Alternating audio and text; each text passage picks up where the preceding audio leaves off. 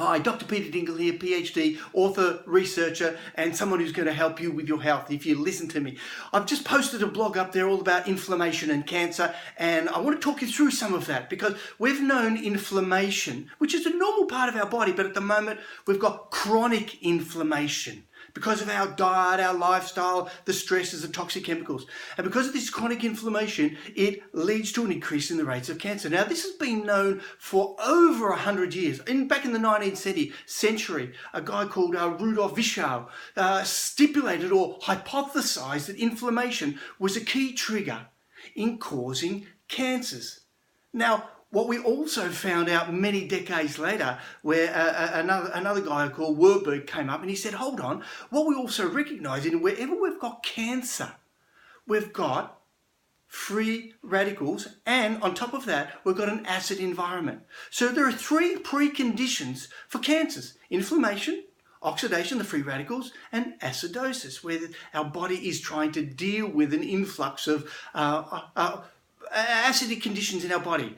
So at the end of the day, we've got inflammation, oxidation, and acidosis, which is what I've written about extensively in my book, Overcoming Illness.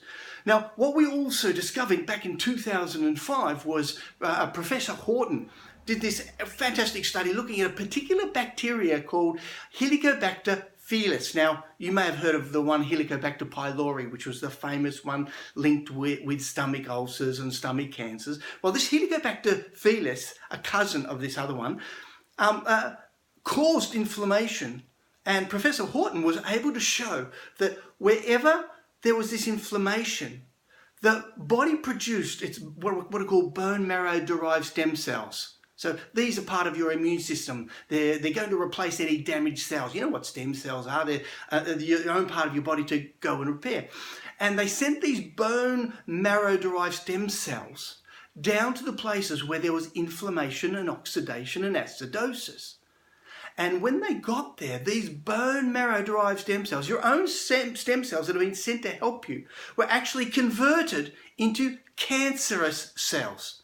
Now, what's so, I suppose, unique about this study is for the first time it showed that inflammation was the trigger.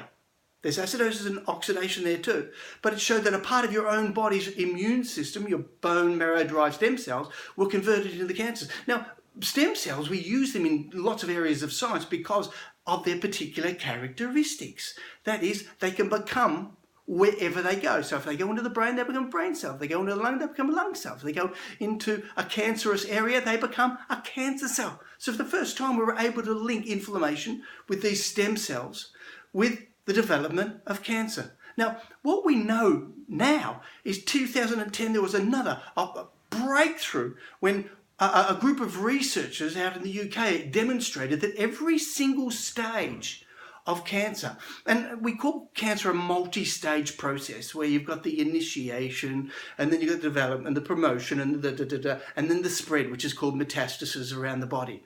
Every single one of those stages relied on inflammation. So here it is.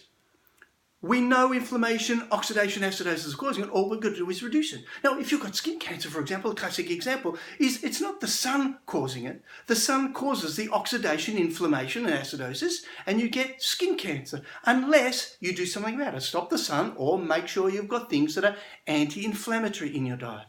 If you've got any form of cancer, it comes from inflammation, oxidation, acidosis. So what would you do then if you knew this? Wouldn't you take some steps to try and reduce your inflammation, oxidation, and acidosis?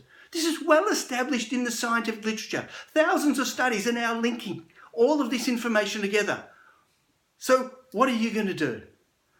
Read the blog, read the information, and of course, a whole heap of it is in my book, Overcoming Illness. Thanks very much, and I hope you get something out of this.